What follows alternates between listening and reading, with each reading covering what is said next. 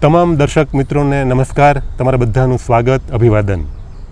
એ મિત્રો કે જેઓ કૃષિ વ્યવસાય સાથે સંકળાયેલા છે, એ મિત્રો ઉપરાંત એવા દર્શક મિત્રો કે જેઓ વિજ્ઞાનમાં થોડા રસ રુચિ ધરાવે છે અથવા તો ઉત્સુક છે કંઈક નવું જાણવા માટે, તો આ તમામને ઉપયોગી સાબિત થાય એ પ્રકારની વાતચીત આજે આપણે કરીશું.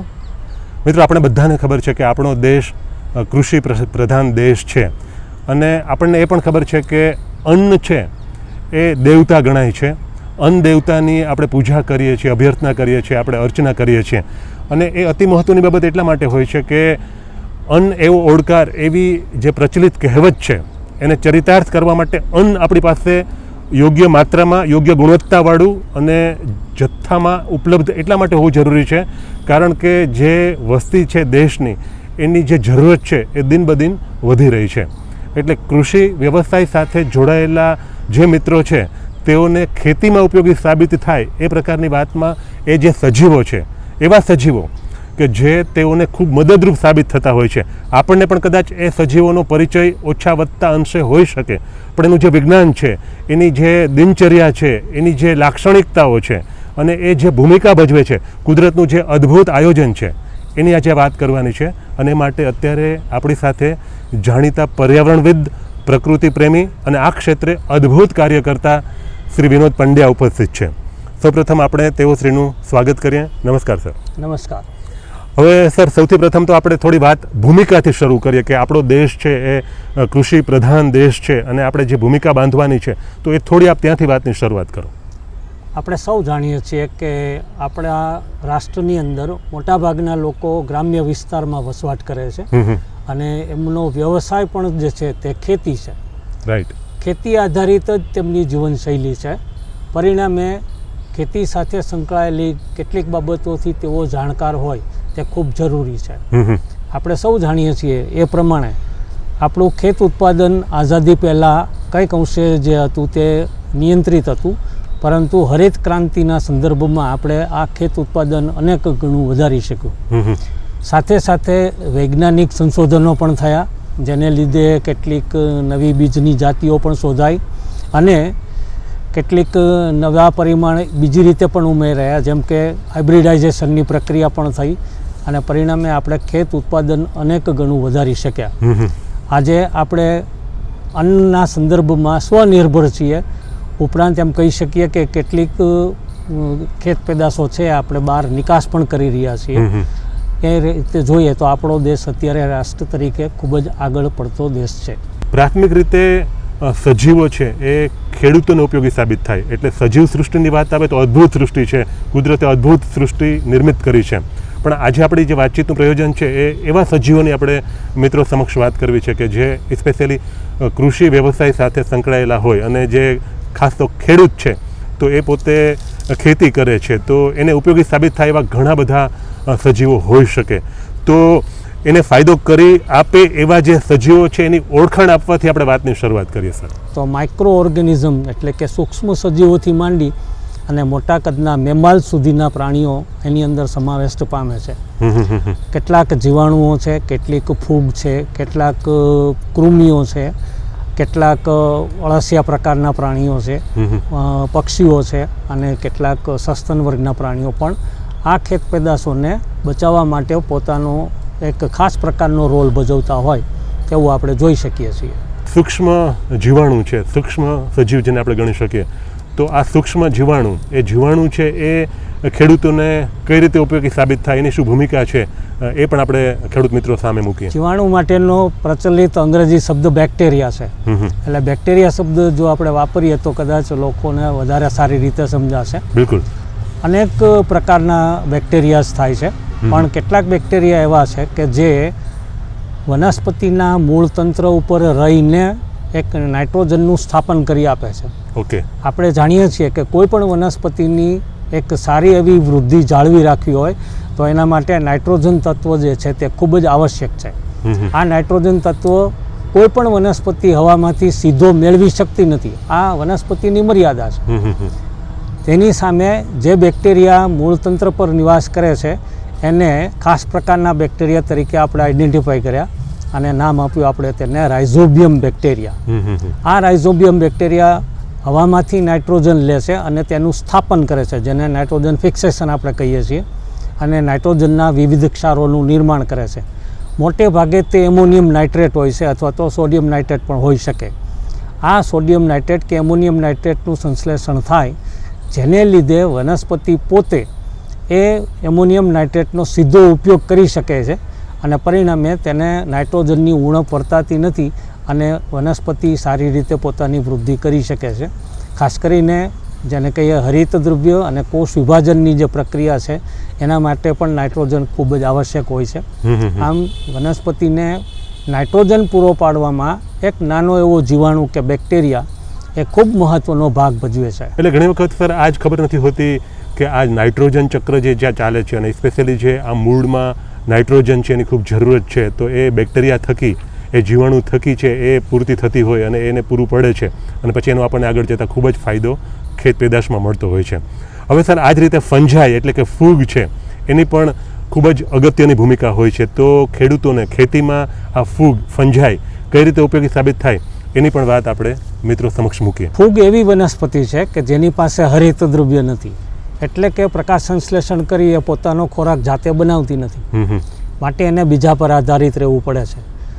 ફૂગના પણ પોષણના સંદર્ભમાં અનેક પ્રકારો છે, પણ એમાંય ખાસ કરીને જેને આપણે મૃતોપજીવી ફૂગ કહીએ, એ ફૂગ એવી છે કે જે સડતા સેન્દ્રિય ઘટકો, જમીનમાં પડેલા કે અન્ય સ્થાન પર પડેલા જે કોઈ ઓર્ગેનિક મેટર્સ છે એનું ડિકમ્પોઝિશન કરે, એટલે કે એને વિઘટિત કરે છે અને એમાંથી પોતે પોષણ મેળવે છે અને જે જટિલ પોષક પદાર્થો હોય છે એને સરળ પોષક પદાર્થોમાં કન્વર્ટ કરે છે.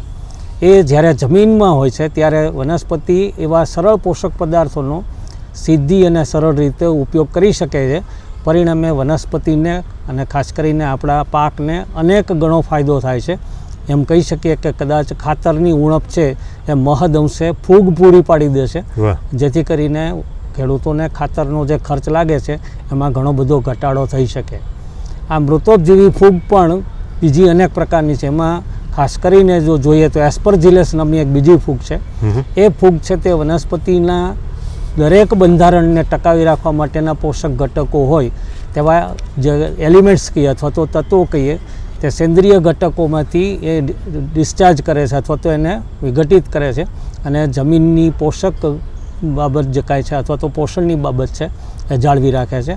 જમીનનું પોષણ તત્વ જે છે એ એનાથી જળવાઈ રહે છે. ખૂબ સરસ. હવે સર એ સાથે એક બીજો મુદ્દો છે વાંચવામાં આવેલો કે કૃમિ છે એ પણ ખેડૂતો માટે ખૂબ ઉપયોગી ભૂમિકા ભજવે છે. તો સવાલ એ છે કે આ કૃમિની ભૂમિકા છે એ કયા પ્રકારની હોય છે અને એ કઈ રીતે ખેડૂતો માટે ઉપયોગી સાબિત થાય એ પ્રકારની એ ભૂમિકા ભજવે છે, તો આપ થોડી એ વિશે પણ વાત કરો. મોટાભાગના કૃમિ છે એ આપણા માટે હાનિકારક આપણે ગણ્યા છે, પરંતુ કેટલાક કૃમિઓ એવા છે કે જે જમીનમાં વસવાટ કરે છે. મોટાભાગના કૃમિઓ જમીનની અંદર રહી અને પોતે જે કાંઈ ખોરાક લે છે એ ખોરાકને જ્યારે પણ પોતે પાચન ક્રિયામાં વિઘટિત કરે છે ત્યારે જે ઓર્ગેનિક મેટર છે એને સરળ ઓર્ગેનિક મેટરમાં એટલે કે સરળ સેન્દ્રિય ઘટકોમાં ફેરવે છે. આવા કેટલાક કૃમિઓ છે કે જે જમીનમાં રહેલા હાનિકારક સજીવો જે વનસ્પતિ માટે કદાચ જેને કહીને કે રોગજનક છે અથવા તો એને નુકસાન કરનાર છે એવા સજીવોનો પોતે આહાર તરીકે ઉપયોગ કરે છે. પરિણામે બે ફાયદા થાય છે. એક તો વનસ્પતિ આવા હાનિકારક સજીવથી બચે છે અને એની સામે જે કૃમિએ સરળ સેન્દ્રિય ઘટકો આપ્યા છે એનો વનસ્પતિ પોતાની દેહધાર્મિક ક્રિયામાં એની આખી જે ફિઝિયોલોજી ચાલે એમાં બહુ સરળતાથી ઉપયોગ કરી શકે છે. બહુ પ્રચલિત વાત છે અને ઘણા બધા મિત્રોને ખબર પણ છે સર, એના પર આપણે આવીએ કે અળસિયું છે એની પણ એકદમ બેનમૂન કહી શકાય એ પ્રકારની ભૂમિકા છે અને અળસિયાને તો ખેડૂત મિત્ર તરીકે ઓળખવામાં આવે છે. તો આ અળસિયું છે એની લાક્ષણિકતા અને ખેડૂત મિત્ર એ શા માટે કહેવાય છે, તો એ વિશે થોડી વાત આપણે મિત્રો સમક્ષ મૂકીએ સર. અળસિયું જમીનની અંદર વસવાટ કરતું, જમીનની નીચે વસવાટ કરતું પ્રાણી છે. આમ વૈજ્ઞાનિક રીતે જોઈએ તો એનું સાયન્ટિફિક નામ છે ફેરેટીમા પોસ્થુમા. આપણે ત્યાં જે અળસિયા થાય એ ફેરેટીમા પોસ્થુમા નામના અળસિયા છે. ઓકે. આ અળસિયાઓ સામાન્ય રીતે જ્યાં જમીનમાં ભેજ હોય ત્યાં વસવાટ કરતા હોય છે. એકદમ ડ્રાય એરિયા એટલે કે સૂકી જમીન કે રણ પ્રદેશમાં આપણને અળસિયા જોવા મળતા નથી. ઓકે. પણ અળસિયાની પોતાની જે જીવનશૈલી છે એવી છે કે તે સતત જમીનની નીચે રહી અને જમીનને ખોતરીને ખાય છે. એની માટે કુદરતે અળસિયાના મોઢાની આગળ એક નાનું છીણી જેવું ઓજાર જેવું એક ખંડ આપેલ છે, એક પોતે શારીરિક બંધારણ આપેલ છે. ઓકે. એનાથી તે જમીન ખરોદતું આગળ ચાલે છે. પરિણામે જમીનની અંદર એનું નાનું દર પણ બને, ટનલ્સ પણ બનતી જાય, નાની નાની કેનાલ બનતી જાય, જેને કારણે બે ફાયદા થાય. જમીન પોચી બને છે, જેથી કરીને વનસ્પતિના મૂળને વિકસિત થવામાં કોઈ અવરોધ નડતો નથી. ઉપરાંત જે જમીન છિદ્રાળુ બની, જેને કારણે વાતાવરણનો ઓક્સિજન સીધો મૂળ તંત્ર સુધી પહોંચી શકે છે, અને પરિણામે મૂળની વૃદ્ધિ જો સારી રીતે થાય તો વનસ્પતિની વૃદ્ધિ આપોઆપ સારી રીતે થાય. ઉપરાંત અળસિયું જે એની હગાર કાઢે અથવા તો જે મળોત્સર્જન કરે છે, એમાં જે કેટલાક ઘટકો છે એ કુદરતી રીતે જ એણે આહારમાં લીધેલ જમીનના જ ઘટકો છે, એનું એ પાચન કરીને બહાર કાઢે છે. પરિણામે જમીનની અંદર એક પ્રકારનું ખાતર જ ભળતું જાય છે, જેની આપણે બહુ પ્રચલિત આપણે વાત કરીએ તો આજે આપણે એને વર્મી કમ્પોસ્ટ એવું કહીએ છીએ. આ વર્મી કમ્પોસ્ટ, ઓક્સિજનની પ્રાપ્યતા અને જમીનની સરળતા, આ ત્રણ બાબતના ફાયદા આપણને અળસિયા દ્વારા થઈ શકે છે. માટે આપણે અળસિયાને ખેડૂતનો મિત્ર, ખાસ મિત્ર એમ કહી શકીએ છીએ. દરેક ખેડૂતોએ પોતાના ખેતરની અંદર અળસિયાનો ઉછેર કરી અને વર્મી કમ્પોસ્ટ બનાવવું જોઈએ, કે જેથી કરીને ખેત ઉત્પાદનમાં ઘણો બધો ફાયદો થઈ શકે. જે પાક છે એ તંદુરસ્ત રહે એના માટે આ અળસિયું છે એ બેનમૂન ભૂમિકા ભજવે છે, અને એનો ફાયદો ચોક્કસપણે મળતો રહે છે. હવે સર, આની સાથે એક સવાલ એ પણ છે, કીટક છે, ઘણા બધા પ્રકારના કીટકો હોય છે, અને અમુક કીટકો છે એ સજીવો માટે ખૂબ જ એક સજીવ તરીકે ખેડૂતો માટે ખૂબ જ ઉપયોગી સાબિત થાય પ્રકારના હોય. તો આ કીટક સૃષ્ટિમાં જે કીટકો છે તો એ કઈ રીતે પોતાની ભૂમિકા ભજવે છે એની પણ આપણે મિત્રો સામે વાત મૂકીએ. ખેતીના સંદર્ભમાં જો કોઈ કીટકનું નામ લઈએ તો પહેલું નામ મધમાખીનું આપણે લઈએ છીએ. ઓકે. કોઈ પણ ગાર્ડનની અંદર કે કોઈ પણ ખેતરની અંદર આપણને મધમાખી જોવા મળે છે, અને મધમાખીનું મૂલ્ય આપણે કદાચ ભલે બહુ સાયન્ટિફિક રીતે જાણતા ન હોઈએ તો પણ એનું મૂલ્ય સમજીએ છીએ ખરા, કે મધમાખી શું કાર્ય કરે. આપણને એ પણ ખ્યાલ છે કે મધમાખી પરાગનયન કરે છે, એટલે કે એક પુષ્પ ઉપરથી બીજા પુષ્પ ઉપર જાય ત્યારે એની પરાગરજ સાથે લેતી જાય છે, અને પરિણામે વૈજ્ઞાનિક, જેને જીનેટિકલ ભાષામાં કહીએ તો ક્રોસ ફર્ટિલાઇઝેશન થાય છે. રાઈટ. સામાન્ય રીતે જેને કહીને કે એક જ પ્રકારનું ફર્ટિલાઇઝેશન થાય, જેને સ્વપરાગનયન જો થાય તો લાંબા ગાળે એ જે કોઈ સજીવ હોય એની જેને કહીને કે રોગ પ્રતિકારકતા ઘટતી જાય છે. આવું ન થાય એ માટે મધમાખી એક અમૂલ્ય ફાળો આપે છે.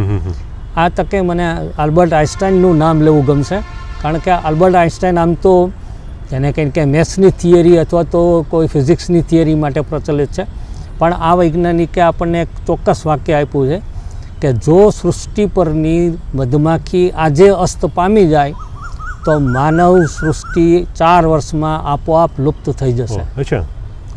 એટલે માનવ સૃષ્ટિ જો ટકાવી રાખવી હોય તો મધમાખીનું અસ્તિત્વ ટકાવી રાખવું ખૂબ જ જરૂરી છે.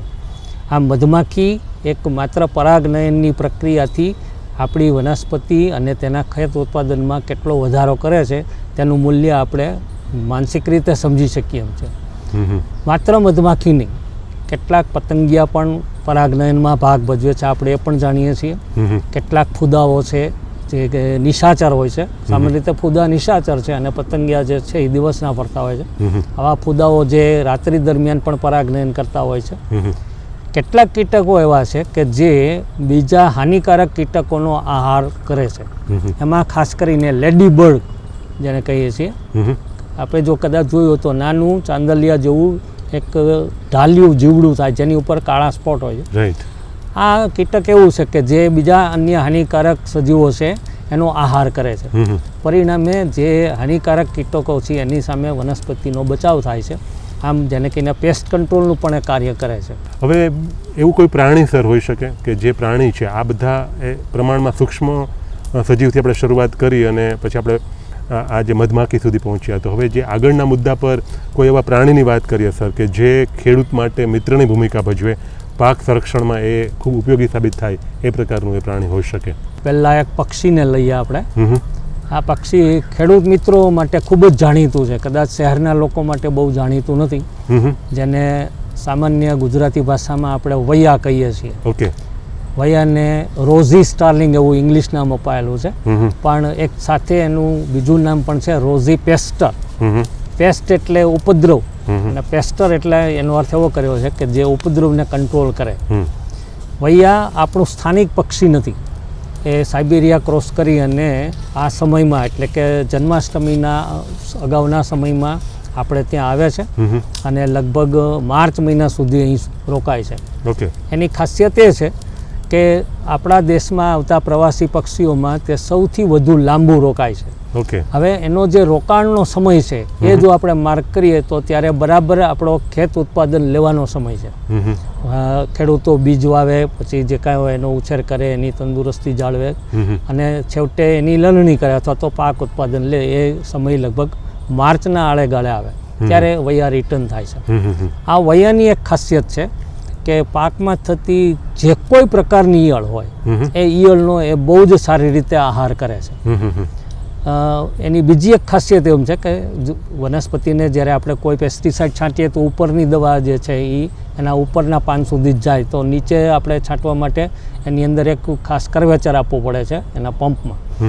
પણ વૈયા છે એ પાનની નીચે રહેલી ઈયળને શોધીને પણ ખાઈ જાય છે. અચ્છા. એટલે લગભગ તમામ જે ઈયળ હોય એને તે કંટ્રોલ કરી શકે. એટલે આમ કહીએ તો વૈયા જે ખેડૂતના ખેતરમાં કે વાડીમાં છે એને કોઈ પણ પ્રકારની પેસ્ટિસાઇડ છાંટવાની જરૂર નથી. એનો કપાસ હોય કે મગફળી હોય કે મકાઈ હોય, જે કાંઈ હોય, એનું ઉત્પાદન એ ધારે એની કરતાં હંમેશા વધારે લઈ શકે છે. આપણે ત્યાં વૈયા આવે અને રોકાય એ ખૂબ જરૂરી છે. એટલે સર આ અદ્ભુત પક્ષી છે, પણ મને લાગે છે એ દરેક પ્રાંતમાં નહીં આવતું હોય. ના, મોટા ભાગના આપણે જે વાત છે આપણા રિજિયનની તો ગુજરાત સૌરાષ્ટ્રની અંદર તો આવે છે, પણ ડાઉનવર્ડ જઈએ તો સાઉથ રિજિયન તરફ તે ઓછા જતા હોય છે. બાકી એ ક્રોસ કરીને આવે છે તો હિમાલયન રાષ્ટ્ર ઉપરથી ક્રોસ કરે છે તો આપણે પંજાબ છીએ, રાજસ્થાન કે મધ્યપ્રદેશ છે, ગુજરાત છે, મહારાષ્ટ્ર સુધી આપણને તે બહુ સારી રીતે જોવા મળે. પણ જેને કે કર્ણાટક કે આંધ્રપ્રદેશ એની સંખ્યાકીય પ્રમાણે આપણને ઓછું જોવા મળે, પણ હોય છે ખરા ત્યાં. ખૂબ સરસ.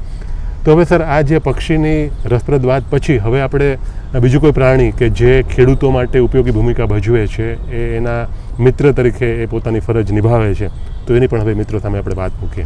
પક્ષીની જ વાત કરી છે તો ખેડૂત મિત્રોએ પણ જાણે છે કે ઘુવડ અને ચીબરી આ બે પક્ષીઓ એવા છે કે જેનો મુખ્ય ખોરાક ઉંદર છે.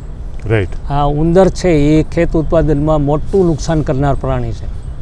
એક સાદા ગણિત પ્રમાણે જઈએ તો ઉંદરની એક જોડી એક વર્ષની અંદર લગભગ 1200 જેટલા ઉંદરને આપણે ત્યાં છોડીને જાય છે. અચ્છા. હવે જો આ 1200 ઉંદર બધી જોડી આપતી જાય અને બધા ઉંદર જો બચતા હોય તો અત્યારની શું પરિસ્થિતિ હોય અને ખેતીને કેટલું નુકસાન થાય તેવી આપણે કલ્પના કરી શકીએ. પણ આવું આપણે સામાન્ય રીતે જોવા મળતા નથી. આપણે ત્યાં ઉંદર જોવા મળે છે પણ એનો એટલો શહેરી વિસ્તારમાં કે ગ્રામ્ય વિસ્તારમાં એવો હાઈએસ્ટ આપણને ઉપદ્રવ જોવા મળતો નથી. એનું કારણ સાપ છે, કેટલાક ઘુવડ છે અને ચીબરી છે. આપણે સૌ જાણીએ છીએ કે સાપ છે એ ઉંદરને ખાય છે. બરાબર. અને ઉંદર છે એનો ફેવરિટ અથવા તો જેને કંઈ ટેસ્ટી ખોરાક છે. ઉંદર જ્યાં સુધી મળે ત્યાં સુધી સાપ છે બીજા કોઈ આહાર બનાવતો નથી. એવી જ રીતે જે ઘુવડ છે એમાંય ખાસ કરીને એક બા નાઉલ થાય જેને ગુજરાતીમાં રેવી દેવી કહે છે. આ બા નાઉલ છે એ ગમે તેટલા ડિસ્ટન્સથી પણ ઉંદરની જેને કહીને સરવરાટ અથવા તો હિલચાલ આઈડેન્ટિફાય કરે છે અને એનો એ પોતે શિકાર કરે છે. રાત્રિ દરમિયાન જ્યારે ઉંદર બહાર નીકળે તો તેને ઘુવડ અને ચીબરી જેવા પક્ષીઓ જ જોઈ શકે છે અને એને આહારમાં લઈ એની સંખ્યામાં ઘટાડો કરે છે. આમ જોઈએ તો ઉંદરની સંખ્યા અથવા તો એની વસ્તી જે છે એને નિયંત્રિત રાખવામાં સાપ, ઘુવડ અને ચીબરીનો ફાળો મોટો છે. હવે જે સર સાપની વાત છે તો ઘણી બધી વખત એવું થતું હોય કે મોટાભાગે એવું છે કે એ સાપ છે એના ઘણા બધા પ્રકારો છે અને ઝેરી અને બિનઝેરી એ મુખ્ય એને આપણે વિભાજિત કરી શકીએ. તો જે ખેડૂતોને ઉપયોગી સાબિત થતા હોય એ સાપ અને એવા સાપ કે જે ઝેરી હોઈ શકે અને એને કારણે ઘણી બધી વખત ડર પણ ખૂબ લાગતો હોય સામાન્ય વ્યક્તિને, અને ઘણી વખત સાપ છે એ એનાથી ડરી જાય અથવા એ કરડી જાય છે, દંશ દે છે, તો પછી એને કારણે પછી એની ટ્રીટમેન્ટ પણ કરવાની આવતી હોય. તો આ જે સાપ છે એને પારખવા ઓળખવા માટે સામાન્ય રીતે સર કયા એવા મુદ્દા હોય કે જેના પર આપણે ધ્યાન કેન્દ્રિત કરી શકીએ? સાપ આપણે ત્યાં ઘણા પ્રકારના થાય છે, પણ જે વાત છે તે ઝેરી અને બિનઝેરી. તો જેટલા પણ સાપ આપણે ત્યાં થાય છે એમાં માત્ર 4 પ્રકારના સાપ જ ઝેરી છે. એક જેને આપણે કહીએ છીએ કોબ્રા, જેને સાદી રીતે આપણે નાગ કહીએ છીએ. એક થાય છે ક્રેટ, જેને આપણે સાદી રીતે કાળોતરો કહીએ છીએ. એક થાય છે વાઇપર, જેને આપણે સોસ્કેલ વાઇપર એટલે કે પૈડકું જેને ગુજરાતી ભાષામાં કહીએ છીએ. અને એક થાય છે રસેલ્સ વાઇપર, જેને ખડચિત્રો કહીએ છીએ. આ 4 સાપ જ ઝેરી છે. આ 4 સાપની આઈડેન્ટિફાઈ કરી શકાય એવી કેરેક્ટરિસ્ટિક છે. પહેલી બાબત, ફેણ ચડાવે એ સાપ હંમેશા કોબ્રા હોય છે. બીજા કોઈ પણ સાપ ક્યારેય ફેણ ચડાવતા નથી, એટલે ફેણ જોઈને પણ આપણે તેને આઈડેન્ટિફાઈ કરી શકીએ. બીજો આવે કાળોતરો અથવા તો ક્રેટ. એ એકદમ લિથાર્જિક છે અને સામાન્ય રીતે રાત્રિના જ ફરવા નીકળે છે. દિવસ દરમિયાન એ બહુ જ જૂજ રીતે જોવા મળતો હોય છે, પણ એના શરીર ઉપરના જે સફેદ રિંગ જેવા પટ્ટા છે એનેથી આપણે તેને ઓળખી શકીએ. બીજો કહીએ તો પૈડકું અથવા તો જેને કે આપણે સોસ્કેલ વાઇપર કહીએ. એ સામાન્ય રીતે નિશાચર તો ખરો જ, પણ દિવસ દરમિયાન કોઈ પણ ઝાડની ટ્વીગ ઉપર એટલે કે પાતળી ડાળી ઉપર એ વીંટળાઈને બેઠો હોય છે. અને એનું જે નામ આપવામાં આવ્યું છે ત્યારે જ્યારે એ છંછેડાય છે ત્યારે એ પોતાના શરીર પરના ભીંગડા એકબીજા સાથે ઘસી અને કરવત જેવો અવાજ થાય, સોસ્કેલ્ડ વાઇપર એટલે કે કરવતનો ઘસવાનો જે અવાજ આવતો હોય એવો એ અવાજ કરે છે. એના ઉપરથી આપણને ખ્યાલ આવે છે કે એ સોસ્કેલ વાઇપર છે. જ્યારે બીજો જે સાપ છે એ બહુ જૂજ છે હવે, જેને આપણે રસેલ્સ વાઇપર, રસેલ્સ નામના વૈજ્ઞાનિકે જેના ઉપર બહુ મોટું સંશોધન કર્યું, એના માનાર્થે આપણે એને નામ આપ્યું છે રસેલ્સ વાઇપર. આ રસેલ્સ વાઇપર પ્રમાણમાં આપણને એની લંબાઈ ઓછી લાગે, પણ એ એકદમ સોનેરી ચળકતો પીળા રંગનો છે. અને એની પીઠ ઉપર આપણી લોખંડની સાંકળ જેવી એક ડિઝાઇન છે. એના ઉપરથી આપણે આઈડેન્ટિફાઈ કરી શકીએ. આ સિવાયના કોઈ પણ સાપ જે છે તે ઝેરી નથી, જેમાં ડેંડુ કે છે અથવા તો ધામણ કે છે અથવા તો આંધળી ચાકળ કે છે. આ બધા સાપ છે એ બિલકુલ બિનઝેરી છે, પરંતુ બધા જ ઉંદર ખાનારા ખરા. ખૂબ મહત્વની બાબત છે એ પિયતનો મુદ્દો હોય છે. પાણી જે છે એ પૂરતી માત્રામાં, આપણે ખેતી છે તો વરસાદ છે એની રાહ જોવાની હોય, હવે તો અન્ય રીતે પણ પાણી છે એની વ્યવસ્થા થતી હોય છે. અને પાણી છે એ એવો સોર્સ છે, એવો સ્ત્રોત છે કે જે ખૂબ જરૂરી છે. એના થકી જળ એ જીવન આપણે ગણીએ છીએ. તો આ જે પાણી છે એ જ્યારે એની પૂરતી માત્રા ઉપલબ્ધ હોય ત્યારે તો બરાબર છે, પણ ક્યારેક અછત હોય અથવા તો પૂરતી માત્રામાં એ ના હોય તો એનું ઓપ્ટિમાઇઝેશન જેને આપણે ગણીએ કે એકદમ સંતુલિત માત્રામાં એનો ઉપયોગ કરવાનો હોય, તો એ ઉપયોગ કરવો જળ સંગ્રહની જે પદ્ધતિઓ છે એની સાથે એ મુદ્દાને જોડી આપે છે. તો થોડી વાત આપણે આ સજીવની કરી છે, તો એની સાથે સાથે આ પણ એક મુદ્દો મિત્રો સમક્ષ તમારા અનુભવથી મૂકી આપીએ કે જળ છે એનો સંગ્રહ કરવા માટે થોડી તકેદારી એક સામાન્ય વ્યક્તિ અને ખેડૂત મિત્ર એ રાખે તો એના આગળ જતાં ખૂબ સારા પરિણામો આપણને મળે. કુદરતે બનાવેલું એક અનન્ય અને અદ્ભુત સંયોજન છે અથવા તો રસાયણ છે, પાણી છે, જેને આપણે હાઇડ્રોજન ઓક્સાઇડ કહીએ છીએ. અને કોઈ પણ સજીવ પાણી વગર જીવી શકતો નથી. આપણે સૌ જાણીએ છીએ કે પૃથ્વી પર જે પ્રથમ જીવ જન્મ્યો એ પણ પાણીમાં જ જન્મ્યો હતો. અને આજે જે પૃથ્વી ઉપર જે પાણીનો જથ્થો છે એમાંનો માત્ર 2% જેટલો જ પાણીનો જથ્થો આપણે ઉપયોગમાં લઈએ છીએ મીઠા પાણી તરીકે. આપણું શરીરનું વજન જો 60 કિલો હોય તો 60% એમાં પાણી છે, એટલે કે 36 કિલો પાણી છે. તો કલ્પના કરી જુઓ પાણી કેટલું એસેન્શિયલ છે. બરાબર છે. આ પાણીનો વેડફાટ ન થાય એની માટે ઘણી બધી અપીલો થઈ છે, ઘણી બધી વાતો થઈ છે, ઘણા બધા સ્લોગન રેલીઓ નીકળી, પણ આપણે સામાન્ય જે આપણી જીવનશૈલી છે એવી છે કે એમાં આપણે પાણીનો બચાવ કરતા નથી. ખેડૂત મિત્રો માટે આઈડિયલ જો કહીએ તો ખેત તલાવડી એક ઓપ્શન જે હતો આજે પણ છે. ખેત તલાવડીનું નિર્માણ કરે અને આખી બીજી રીતે જોઈએ તો એક કહેવત પણ છે કે સીમનું પાણી સીમના અને ખેતરનું પાણી ખેતરમાં. જ્યારે પણ વરસાદ થાય ત્યારે જેટલો પાણીનો જથ્થો કુદરત આપે છે એને જમીનમાં રિચાર્જ કરીએ તો ક્યારેય પણ પાણીની અછત રહેશે નહીં. અને આપણે સામાન્ય રીતે જે એનો ઉપયોગ કરીએ છીએ એની કરતાં બહુ જ વૈજ્ઞાનિક ઢબે અને શિસ્તબદ્ધ રીતે એનો ઉપયોગ કરીએ તો પાણીની અછત ક્યારેય થવાની નથી. એટલે સર ખૂબ જ ઉપયોગી વાત થઈ છે, સ્પેશિયલી ખાસ કરીને જે ખેડૂત મિત્રો છે, કૃષિ વ્યવસાય સાથે સંકળાયેલા જે મિત્રો છે, તો તેઓને ઉપયોગી સાબિત થાય એ પ્રકારના જે સજીવો છે. અને એ રસપ્રદ સૃષ્ટિ છે, સજીવ સૃષ્ટિ અદ્ભુત છે. પ્રાથમિક ખ્યાલ આપણે સૂક્ષ્મ જીવાણુથી શરૂ કરી અને સાપ સૃષ્ટિ સુધી અને સ્પેશિયલી આ પાણી છે એના બચાવની વાત પણ મહત્ત્વની છે. ત્યાં સુધી આપણે રસપ્રદ વાતો દર્શક મિત્રો સમક્ષ મૂકી આપી છે. આપ અહીં આવ્યા અને રસપ્રદ વાતો મિત્રો સામે પ્રસ્તુત કરી છે, તો એ માટે દૂરદર્શન વતી આપનો ખૂબ ખૂબ આભાર. ધન્યવાદ. નમસ્કાર.